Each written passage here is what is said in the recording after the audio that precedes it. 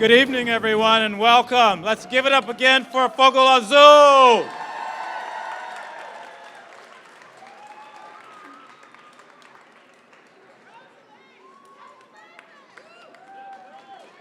Good evening. I'm Mario Gooden, president of the Architectural League, and it's my pleasure to welcome everyone here for the President's Medal Block Party and celebration of Rosalie Genevro.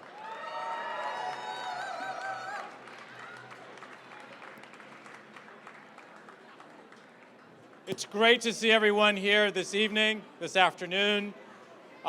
Before we go any further, I want to bring to the stage artist Greg Corbino, who made this fantastic tree. Who's responsible for this? Thank you very much. Hi, my name is Greg Corbino, and I just wanted to speak a little bit about the tree that we built here. And I just want to say I'm an environmental artist, and the work that I do, I think about material and how art can be an act of repair. And specifically, I work with recycled materials, things I find in the trash, and collect from New York City waterways, single-use plastic. I want to thank the Architectural League of New York for co-creating this monument with me, so thank you very much. And also the hordes of volunteers. So the tree was made over a couple workshops. Collectively, we spent about 100 hours weaving this tree together, so thank you to the volunteers and the carriers that carried the tree. And then just briefly, I want to say that that this tree, it's a monument, and it's a monument to this idea of circularity, about thinking about our world, the systems of our world, the products that we make, the way that we use the materials of the earth, and thinking about the whole life cycle of that material. So today we're thinking about the entire life cycle of a cardboard box, starting out as a tree.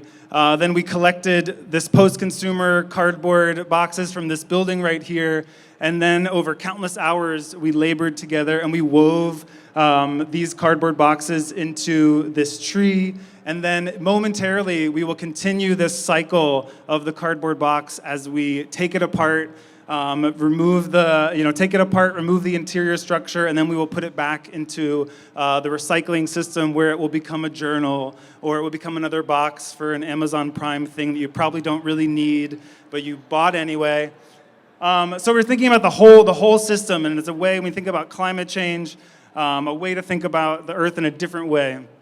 And I just want to say another part of this monument is reimagining how nature can find its place back into the built environment. So here we are, architects, designers, urban planners. We're on a street, a block of a street without any trees, and we can think about the history of this land, the Lenape, and that moment of this island where we didn't see the built environment that we are now. And so now this question and this quest, how can we bring nature back? How can we restore that wealth that we took from it? So we build this monument to say, we're asking these questions of how we bring nature back into the cities. And finally, this tree is modeled after an American chestnut tree.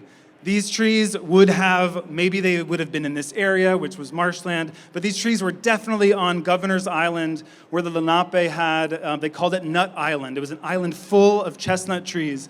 The American chestnut, it was called the redwoods of the East. These were massive trees. They were deforested, and then not only a blight fungus came and wiped out the American chestnut trees. So we hold this shape of the tree, thinking about that history and that question of how can we repair our relationship to the earth? How can we create new cities, new ideas, radical ways of bringing nature back into our built environment? Thank you so much, and on to the next.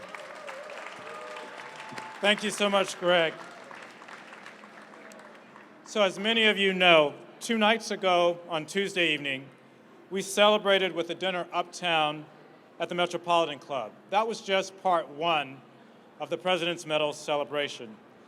Tonight we are here for part 2, and it has I would say, a bit of a different vibe.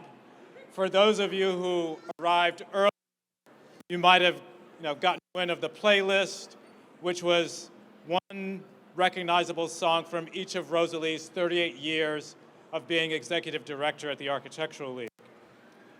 We've also had, and hopefully some of you have had an opportunity to speak with a climate scientist. We've had furniture here that's provided by Sidewalks Lab. We've had the street vendor project here. So we're really happy to do this in collaboration with our partners in the neighborhood and our partners who support the public realm.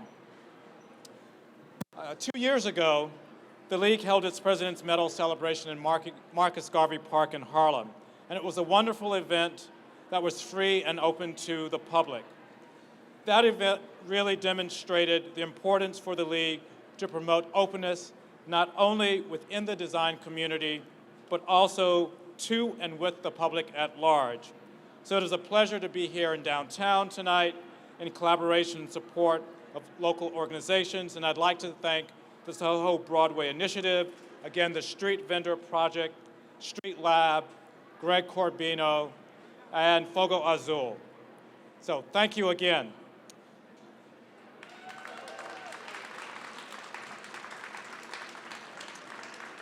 Once again, it's so great to see so many friends, colleagues, and supporters of the League here as we celebrate the President's Medal and our honoree tonight.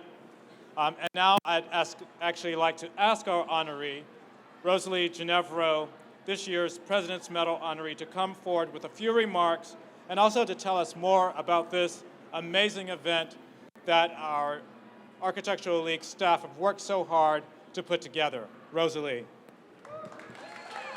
Thank you. Hi, everybody.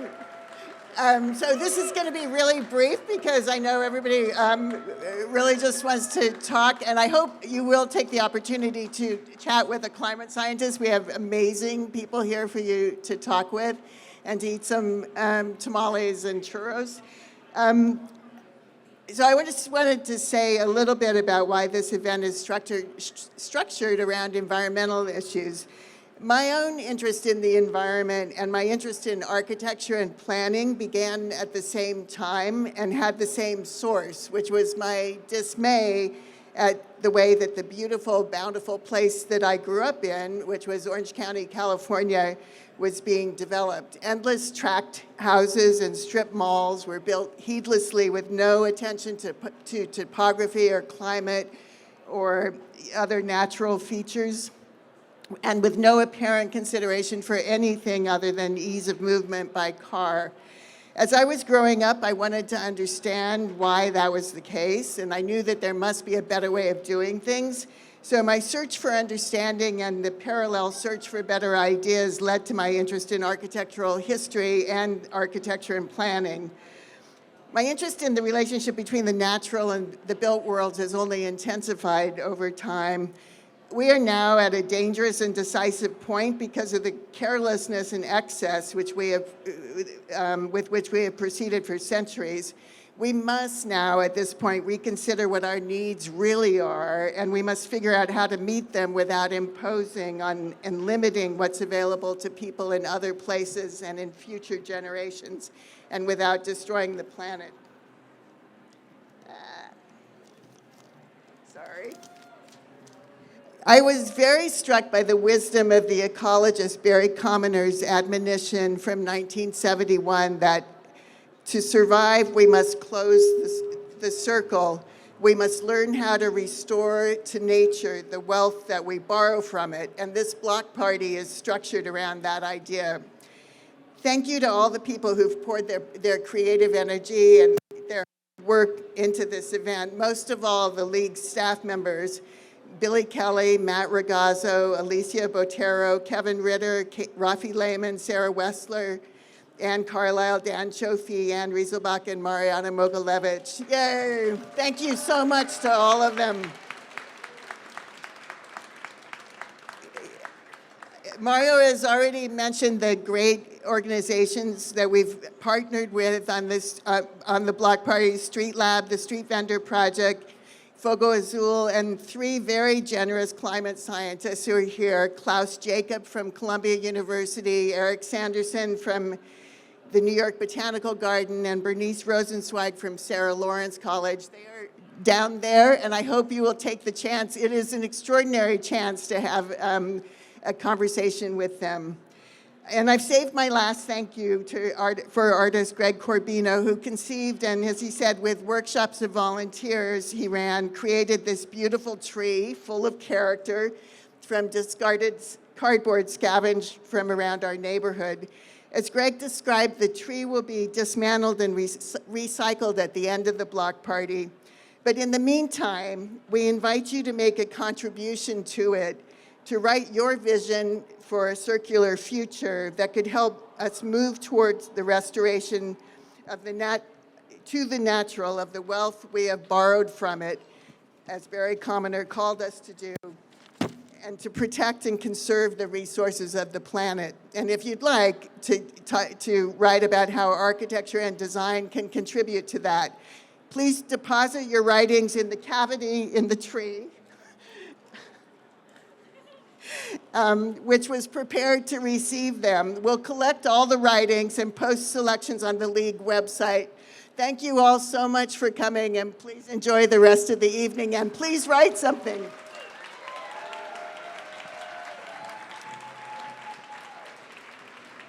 Yes, thank you so much, everyone, for coming. Enjoy the rest of the evening, and let the party roll on.